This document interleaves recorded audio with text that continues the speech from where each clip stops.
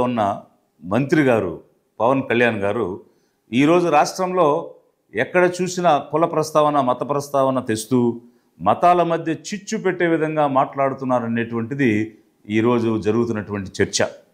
మరి ఒక ఉగ్రవాద దాడిలో జనం చనిపోయినా లేక ఇంకెక్కడ ఏదైనా ఉదంతం జరిగినా ప్రతి చోట తిరుపతి అయినా ఇంకొకటైనా కూడా మతాల ప్రస్తావనే తీసుకుని వస్తూ మతోన్మాదాన్ని మత చిచ్చుని తీసుకుని వచ్చే విధంగా ప్రయత్నం చేయటం ఏమిటనేటువంటిది ఒకవైపు అయితే, పేదలకు అన్యాయం జరుగుతూ ఉంటే తన నియోజకవర్గంలో ఉన్నటువంటి పేదలు అన్యాయానికి గురైతే కనీసంగా పట్టించుకోకుండా నాకు కులం అంటే నచ్చదు, మతం అంటే నచ్చదు, మత ప్రమేయం లేనటువంటి రాజకీయం అని పార్టీ అని చెప్పుకుంటూ ఎస్సీ ఎస్టీలు అని అంటుంటే ఎందుకు ఊరుకుంటారు మీరు, నేను ఊరుకోను అని మాట్లాడి ఏ కులం కూడా వెనకేసుకురాదు. రెడ్డి సామాజిక వర్గం వెనకేసుకురాదు, కాపు సామాజిక వర్గం వెనకేసుకురాదు, కమ్మ సామాజిక వర్గం వెనకేసుకురాదు. ఏ సామాజిక వర్గం కూడా దళితులతో సహా బీసీలతో సహా అన్ని కులాల్లో మనవాడు తప్పు చేస్తే నిలదీయాలి. ఫస్ట్ మనం నిలదీయాలి మనవాడు తప్పు చేస్తే. లేకపోతే ఏమైపోద్దంటే ఓట్లు పోతాయేమోనని చెప్పి, అసలు ఓట్లు కాదు, పవన్ కళ్యాణ్ మీ బంధువు అయితే ఏంటి, మీ అన్న అయితే మీ తమ్ముడు, పవన్ కళ్యాణ్ తప్పు చేస్తే పవన్ కళ్యాణ్ కూడా శిక్ష పడాలి. పవన్ కళ్యాణ్ కూడా ఈరోజు అదే ఎస్సీ ఎస్టీలకు అన్యాయం జరిగితే కనీసంగా స్థానిక ఎమ్మెల్యేగా కూడా స్పందించినటువంటి వ్యక్తి ఎవరిని చూశామనంటే మంత్రిగా ఉన్నటువంటి పవన్ కళ్యాణ్ గారిని చూశామని అక్కడికి వెళితే, నేను మల్లాం గ్రామం వెళితే అక్కడ ఉన్నటువంటి ప్రజలు చెప్తున్నటువంటి విషయం. రాలేదు సరికదా సార్, ఎక్కడ కూడా మాట్లాడలేదు సార్.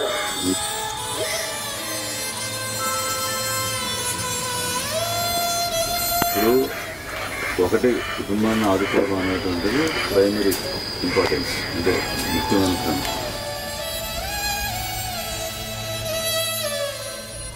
మీరు శ్రీకాకుళంలో ఒక కాపు కమ్యూనిటీకి చెందిన వ్యక్తి చనిపోతే వెళ్తారు, కావలిలో ఒక బలిజ కమ్యూనిటీకి చెందిన వ్యక్తి చనిపోతే వెళ్తారు. వెళ్ళండి, మీరు స్వజాతి కోసం నిలబడండి, మేము అభినందిస్తున్నాం, ఆహ్వానిస్తున్నాం. అయితే తన వారికి ఒక రకంగా కాని వారికి ఇంకొక రకంగా ప్రవర్తించడం అనేటువంటిది ఒక రాష్ట్ర మంత్రిగా మీకు చెల్లదు.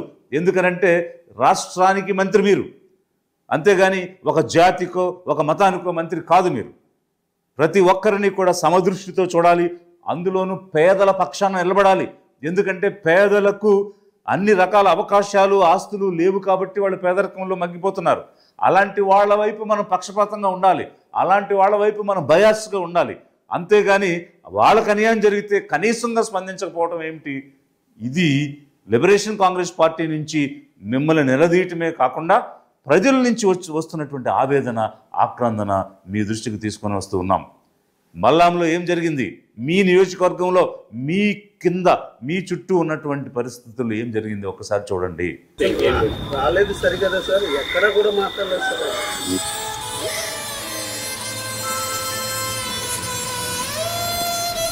ఇప్పుడు ఒకటి కుటుంబాన్ని ఆదుకోవడం అనేటువంటిది ప్రైమరీ ఇంపార్టెన్స్, అంటే ముఖ్యమైన. జల్లి బాబు అనేటువంటి ఇంటిలో, ఒక కాపు కమ్యూనిటీకి చెందినటువంటి వ్యక్తులు ఇంటిలో ఎలక్ట్రిసిటీ ప్రాబ్లం వస్తే సురేష్ అనేటువంటి ఒక షెడ్యూల్ కాస్ట్కి సంబంధించినటువంటి వ్యక్తి వెళ్ళి రిపేర్ చేసినటువంటి సందర్భం. మరి ఆ సందర్భంలో ఏం జరిగింది, కరెంట్ షాక్ కొట్టి అతను చనిపోవటం జరిగింది. మరి ఆ విధంగా చనిపోయినటువంటి వ్యక్తి నిరుపేద కుటుంబానికి చెందినటువంటి వాడు. నేను వెళ్ళి చూశాను. నేను వెళ్ళినటువంటి సమయంలో అక్కడ ఎక్స్ ఎమ్మెల్యే వర్మ గారు కూడా అదే సమయంలో ఆ ఇంటిని, ఆ కుటుంబాన్ని పరామర్శించడానికి వచ్చున్నారు. ఇల్లు లేక ఇల్లు కట్టుకోవాలని పునాది వేసుకుని గుడిసెలో నివసిస్తున్నారు. 2 సంవత్సరాల నుంచి స్తోమత లేక వాళ్ళు ఇల్లు నిర్మాణం చేసుకోలేకపోయారు. బ్రెడ్ విన్నర్ సంపాదించే వ్యక్తి చనిపోయాడు. ఈరోజు చనిపోయిన తర్వాత అక్కడ ఉన్నటువంటి సోషల్ యాక్టివిస్టులు అందరూ గ్రామ సర్పంచ్ని, కాపు పెద్దల్ని కలిసి అంబేద్కర్ విగ్రహం దగ్గర ధర్నా చేసినప్పుడు వారంతా కూడా మనం సామరస్యంగా ముందుకు వెళదామని చెప్పి ఒక పంచాయతీ చేశారు. ఆ పంచాయతీలో ఏం చెప్పారంటే, ఈ మృతి చెందినటువంటి కుటుంబానికి 2,75,000 ఇప్పిస్తాము అని చెప్పి 75,000 మాత్రమే ఇచ్చి ఆ రోజుకి ఒక పంచాయతీని చేశారు. ఆ తర్వాత ఏం జరిగింది, రెండో రోజు ఉదయం ఆదివారం యథావిధిగా అక్కడ ఉన్నటువంటి షెడ్యూల్ కాస్ట్ కమ్యూనిటీకి చెందినటువంటి డిఫరెంట్ కాస్ట్లో ఉన్నటువంటి పీపుల్ అక్కడ ఉన్నటువంటి షాప్స్కి అక్కడికి వెళ్ళి రకరకాల వస్తువులు, కూరగాయలు, మాంసం ఇట్లాంటివి కొనుక్కోవడానికి ప్రయత్నం చేస్తే వారందరూ కూడా నిరాకరించారు. ఎందుకు నిరాకరించారంటే అక్కడ ఉన్నటువంటి కాపు పెద్దలు మిమ్మల్ని వెలేశారు, మీకు ఏమీ ఇవ్వకూడదని చెప్పారు. వాళ్ళు చెప్తున్నటువంటి విషయాలను వీడియోలు తీసి ఎడ్యుకేటెడ్ యూత్ సోషల్ మీడియాలో పెట్టి సాంఘిక బహిష్కరణ జరిగింది మల్లాం గ్రామంలో షెడ్యూల్ కాస్ట్కి అనేటువంటి అంశాన్ని వెలికి తీసుకొచ్చారు. ఏ మీడియా చెప్పలా, ఏ మీడియా పేపర్లో రాయలా. ప్రధాన మీడియాలు అన్నీ కూడా అమ్ముడిపోయినటువంటి పరిస్థితిలో వారికి స్వార్థంతో వ్యాపారం చేసుకునే దృక్పథంలోనే ఉన్నారు తప్ప సాంఘిక సమస్యలు కానీ, పేదల సమస్యలు కానీ ఈ మీడియా బయటకు తీసుకొచ్చేటువంటి పరిస్థితులు లేదు. అందుకే సోషల్ మీడియా వాడుకుని వారు బయటకు తెచ్చారు. ఆ మల్లాం గ్రామంలో 3,000 మంది కాపులు ఉన్నారు, 1,500 మంది షెడ్యూల్ కాస్ట్ కమ్యూనిటీ వాళ్ళు ఉన్నారు. వాళ్ళు వీళ్ళని బహిష్కరణ చేశారు. మరి స్థానిక శాసనసభ్యునిగా మీ బాధ్యత ఏమిటి?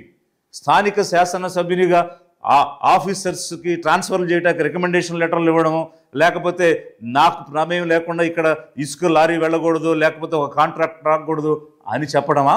లేకపోతే ప్రజల సమస్యలు పరిష్కరించడం కోసం ప్రజాప్రతినిధిగా మీరు ఎన్నికయ్యారా?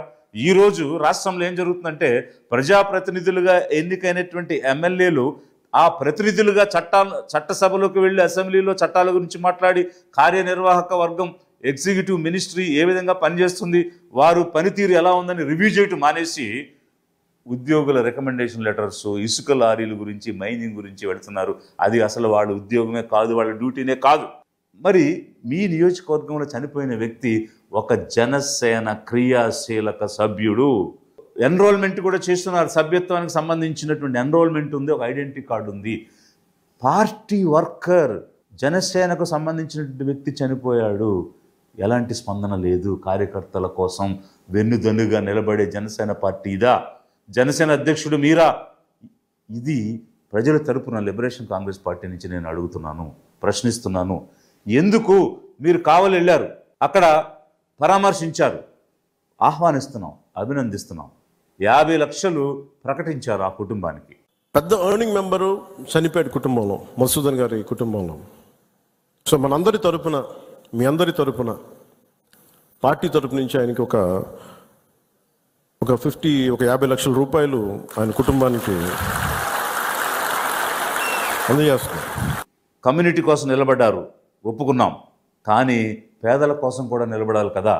నేను లిబరేషన్ కాంగ్రెస్ పార్టీ నుంచి గతంలో ఒక రిక్వెస్ట్ చేశాను మీకు. ఏమంటే మీకోసం పనిచేసిన జాతి కోసం నిలబడరా? మీరు నిలబడాలి. మీకు అసెంబ్లీలో, పార్లమెంట్లో అత్యధిక స్థానాలు 164 ఎమ్మెల్యేలు ఉన్నారు, ఎంపీలు ఉన్నారు, మీ తరపున గవర్నమెంట్ నిలబడుతుంది. కాబట్టి కాపుల చిరకాల వాంఛైన రిజర్వేషన్స్ని మీరు కాపుల కోసం తీసుకురండి అని గతంలో మీకు రిక్వెస్ట్ చేయడం జరిగింది. ఇప్పుడు కూడా నేను రిక్వెస్ట్ చేస్తున్నాను, మీరు అండదండగా నిలబడటంలో తప్పు లేదు. కానీ పేదల తరపున కూడా అదే అండదండలు మీరు ఇవ్వాలి అని లిబరేషన్ కాంగ్రెస్ పార్టీ నుంచి నేను డిమాండ్ చేస్తున్నాను. అక్కడ ఏం జరిగింది? సాంఘిక బహిష్కరణ జరిగితే ఆర్డీఓ వచ్చి వారి మీద కేసు పెడతానని చెప్పి, అదే ఎవరైతే బహిష్కరించారో ఆ కాపుల దగ్గరికి వెళ్ళి వాళ్ళతో మాట్లాడి తిరిగి వచ్చి మీరు సామరస్యంగా ఉండండి, కేసులు ఏమి వద్దు అని చెప్పి పీస్ కమిటీ వేసి వెళ్ళిపోయారు. తప్పది. ముందు కేసు పెట్టాలి, కేసు రిజిస్టర్ చేయాలి. చేసిన తర్వాత రోజు తెల్లవారు లేస్తే ముఖముఖాలు చూసుకోవాలి, కలిసి జీవించాలి, కలిసి నడవాలి. కాబట్టి మీరు సామరస్యంగా ఉండండి అని చెప్పి ఒక పీస్ని, శాంతిని అక్కడ నెలకొల్పడం అనేటువంటి దానిలో తప్పు లేదు. కానీ బహిష్కరణ జరిగినటువంటి అంశాన్ని మీరు రికార్డులోకి తీసుకురాకుండా దానిని మారేడుకాయ చేసే విధంగా చేయడం అనేటువంటిది కరెక్ట్ కాదు అనేది ఒకవైపు అయితే, మరి మీ కమ్యూనిటీకి చెందిన వ్యక్తి చనిపోతే జనసేనకు సంబంధించిన వ్యక్తిని 50 లక్షలు అక్కడ ఇచ్చారు కదా. మరి పేదవాడు, కనీసం నివసించడానికి ఇల్లు లేనివాడు చనిపోతే అక్కడెందుకు మీరు జనసేన నుంచి 50 లక్షలు ఇవ్వలేదు? సింహాచలంలో గోడ కూలి చనిపోతే ప్రభుత్వం 25 లక్షలు ప్రకటించింది. అక్కడ యాక్సిడెంట్ జరిగింది, ఇక్కడ యాక్సిడెంట్ జరిగింది. ఇతను కూడా కరెంట్ షాక్ కొట్టి యాక్సిడెంటల్గా చనిపోయాడు. 39 సంవత్సరాలు ఉన్నటువంటి వ్యక్తి, bread winner of the family. ఈరోజు ఫ్యామిలీ వీధిని పడిపోయింది, జీవనోపాధి లేకుండా. మరి అక్కడెందుకు 25 లక్షలు సీఎం రిలీఫ్ ఫండ్ నుంచి ఇప్పించలేదు? స్థానిక శాసనసభ్యునిగా మీ బాధ్యత కాదా? లిబరేషన్ కాంగ్రెస్ పార్టీ నుంచి మేము డిమాండ్ చేస్తున్నాం, ప్రభుత్వ పరంగా వచ్చేటువంటి 25 లక్షలు ఈ సురేష్ కుటుంబానికి ఇచ్చి తీరాలి. జనసేన పార్టీ నుంచి మీరు 50 లక్షలు ఏదైతే కావాలో ప్రకటించారో అదేవిధంగా 50 లక్షలు ఇక్కడ కూడా ఈ క్రియాశీలక సభ్యత్వం కలిగినటువంటి సురేష్కి ఇచ్చి తీరాలనేటువంటిది మేము డిమాండ్ చేస్తూ ఉన్నాము.